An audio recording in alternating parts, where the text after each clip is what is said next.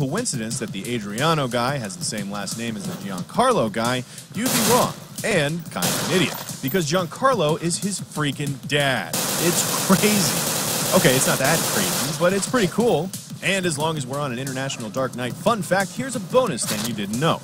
There's a city in Turkey named Batman. Okay, it's actually pronounced Batman, but you get the point. Back in 2008, the mayor of Batman, or Batman, or whatever, tried to sue Warner Brothers because he claimed he wasn't asked permission to use the name Batman in their movie.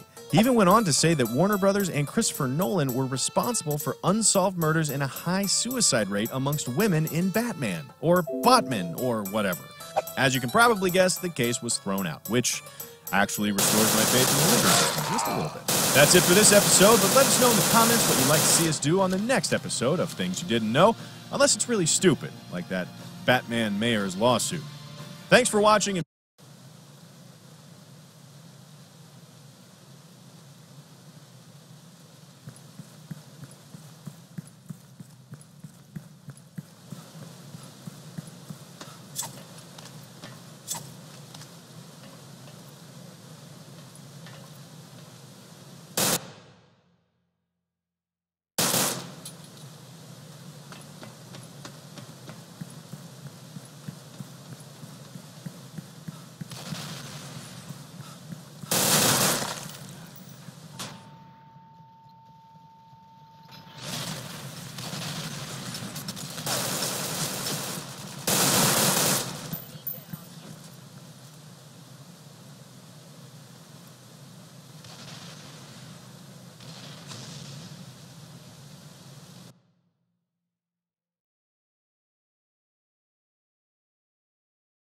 That Edge of Tomorrow movie is coming out in a few days, so we thought we might make this week's episode of the show Things You Didn't Know About Tom Cruise.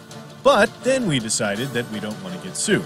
And since Cruise's new movie basically looked exactly like his last movie, but combined with Groundhog Day, we went in a completely different direction that still kind of makes sense. To us, anyway.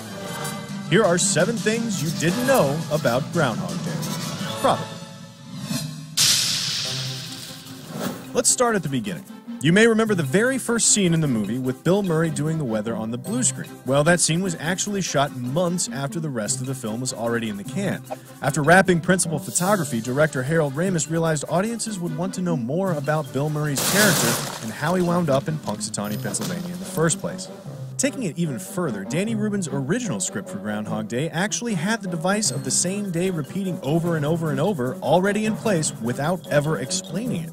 Even though Ramis loved the idea that the story started in the middle of things, that didn't stop him from making it the very first thing that he changed. Considering how the movie turned out, we're pretty sure Danny Rubin got over it. Next thing, you know the scene where Bill Murray kidnaps the groundhog, Punxsutawney Phil, and then has the groundhog driving? Classic Bill Murray. Anyway, unlike the cast, crew, audiences, and just human beings in general, the groundhog was not very amused by Bill Murray.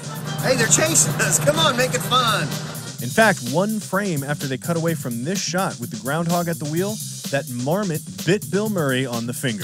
He bit him so hard that it went through his glove. They had to wrap for the day, probably so Bill Murray could go get a rabies shot.